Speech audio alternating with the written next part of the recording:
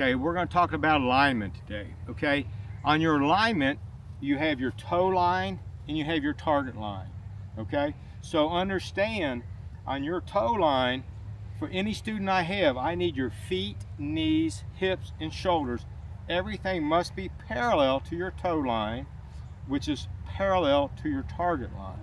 All right, I get students that'll come to me and their shoulders will be pointing to the right, and that's closed. Okay, or I'll get students and their shoulders be pointing to the left, which is open. Or I'll get where their feet are like this, which is closed, but yet their shoulders are aimed to the right. And there's no way they can hit that ball consistently. It's not possible.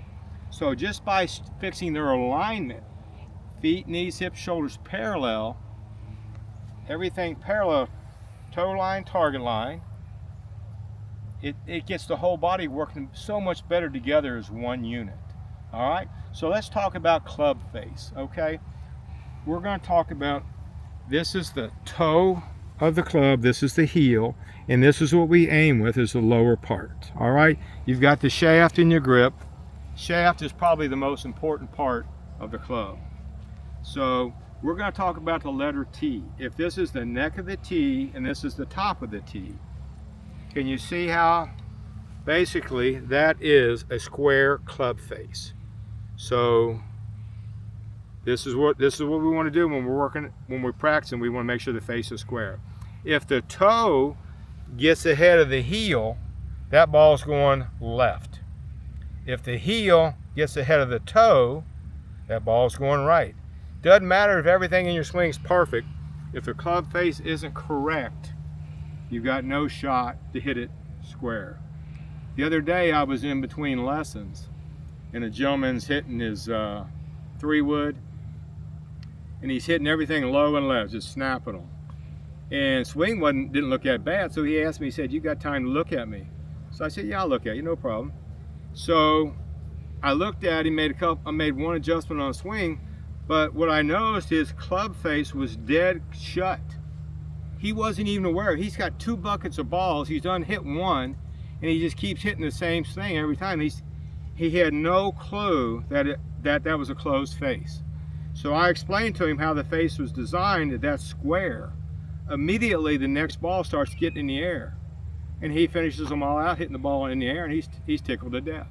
So again, understand, if everything looks good and the face is not right, you're still not going to have any success. It's that important. Okay, so let's talk about, we're going to say the address position number 1. Let's talk about the takeaway. We're going to call that number 2.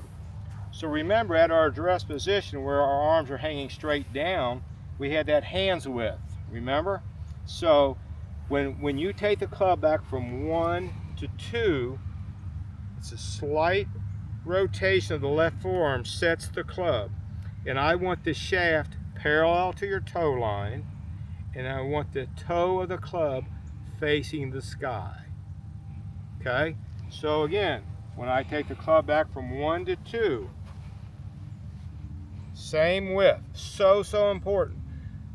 The majority of my students, when I get them, as soon as they take the club away, the first thing they do is they get too far away from each other, and they're getting disconnected.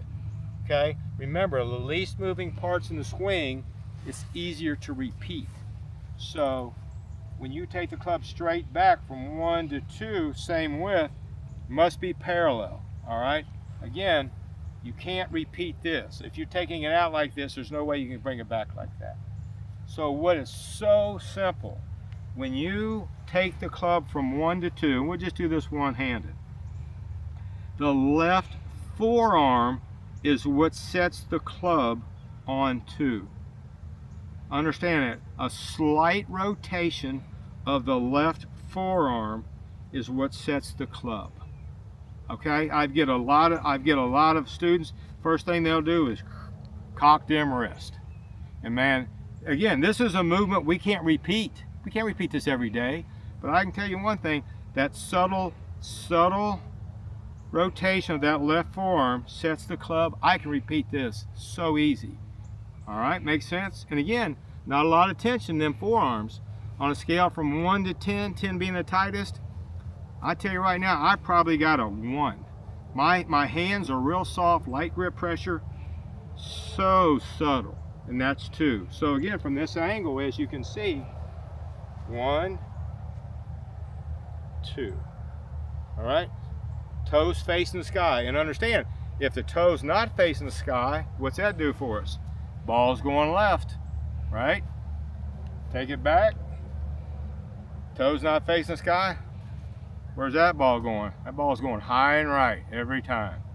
So again, it's so important, if you're square at address, you need to be toe facing the sky, same width. This is probably my #1 struggle with students, is they just really all want to take it out. And again, understand, it's straight back.